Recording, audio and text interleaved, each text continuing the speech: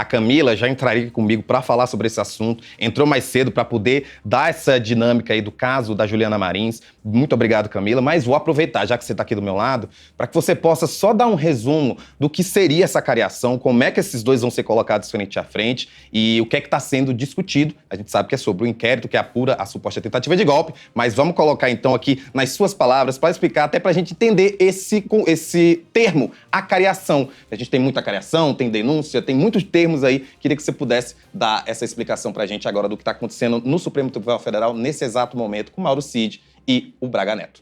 Claro, como você falou, esses termos acabam às vezes ficando complicados de serem entendidos por quem nos assiste, mas em resumo, a acariação é um procedimento previsto no Código Penal em que as duas pessoas podem ser réus, pode ser réu e testemunha, elas ficam frente a frente para esclarecer pontos que foram divergentes, contradições nos depoimentos delas, nos interrogatórios, testemunhos, enfim. Então, é um procedimento que visa justamente dar a oportunidade de duas pessoas ficarem frente a frente e mudarem as versões se quiserem, explicarem esses pontos que ficaram contraditórios. E no caso, como você falou, acontece hoje a acariação entre o Braga Neto e o Mauro Cid, foi pedida pela defesa do Braga Neto, o Braga Neto que foi candidato a vice-presidente nas eleições passadas, né? Vice-presidente do Jair Bolsonaro. E acontece que o Mauro Cid, que é delator nesse processo, ele fechou um acordo de delação premiada, né? Então, para dar informações relevantes para que as investigações, enfim, o processo conseguisse avançar de forma mais célere, digamos assim, mais rápida. E o Mauro Cid falou alguns pontos que o Braga Neto não confirma.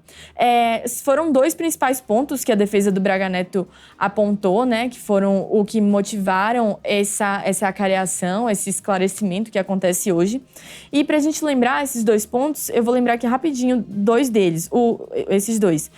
O primeiro deles foi a questão da reunião que foi realizada em novembro de 2022 na casa do Braga Neto. O Mauro Cid narrou que aconteceu essa reunião na casa do Braga Neto para discutir o punhal verde e amarelo, que era um plano golpista, né? Enfim, que inclusive culminava no presidente Lula não assumir a presidência, né?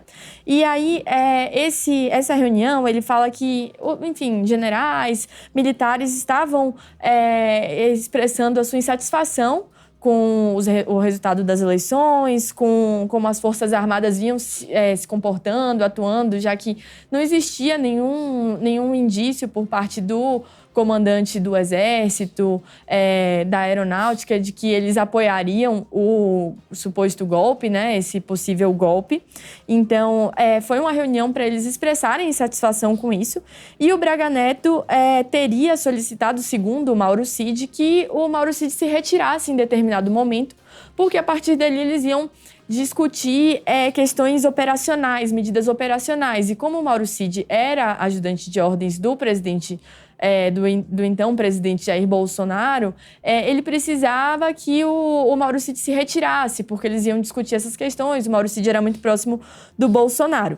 O Braga Neto nega isso, fala que isso não aconteceu, que não foram discutidos planos, enfim, nada do tipo fora da Constituição, né? Nenhuma medida fora da Constituição.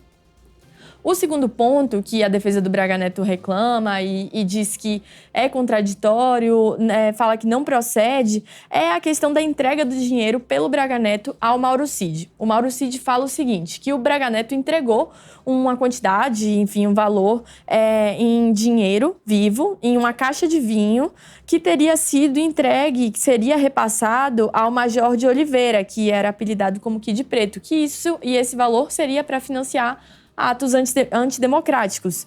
O Mauro Cid confirmou isso mais de uma vez, mas o Braga Neto fala que isso não aconteceu, que ele jamais recebeu dinheiro, valores para financiar atos antidemocráticos, que ele era muito procurado por pessoas que queriam repassar dinheiro para o ex-presidente, para o então presidente, né? Ele ainda era presidente, o Jair Bolsonaro, que queriam repassar dinheiro para ele, para financiar a campanha, gastos de campanha que ainda deveriam ser pagos, né?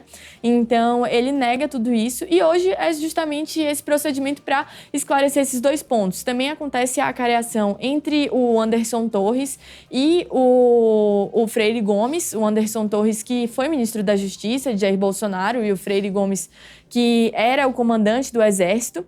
E tem um ponto, Rafa, importante da gente lembrar, que como no caso dos réus, eles não têm a obrigação de falar a verdade, eles podem, enfim, dar a melhor versão para eles, para a defesa deles, mas no caso da acareação com o Freire Gomes, como o Freire Gomes não é réu nesse processo, ele é apenas testemunha, ele tem a obrigação de falar a verdade. Então, vamos observar, vamos ver a expectativa de que, em seguida, o ministro Alexandre de Moraes libere nos autos do processo, né, na documentação aí do processo, a ata dessa acareação. Então, a gente vai saber exatamente o que cada um falou, mas existe a possibilidade dos réus mudarem de versão, adaptarem, digamos assim, as versões deles, mas em relação ao Freire Gomes, essa possibilidade não existe, ou se ele mudar, a gente vai saber que ele mentiu antes, né? Mas no caso do Freire Gomes, o que acontece é que ele precisa falar a verdade. Então é mais difícil que a gente veja ele mudando de versão. Vamos observar para saber quais vão ser os desdobramentos nesse processo da trama golpista. Camila, e pelo que a gente já viu nos interrogatórios, em toda essa investigação, o ministro Alexandre de Moraes, que é o relator desse inquérito da suposta tentativa de golpe, ele não é muito afeito a mentiras, né? Ele fica bem irritado. Qualquer novidade não, você volta aqui no Boletim Segunda Edição para falar mais sobre essa acareação. Obrigado por ter entrado com a gente para falar também do caso da Juliana Marins. E antes da gente seguir, eu vou ler para você a nota do governo brasileiro. O governo brasileiro, de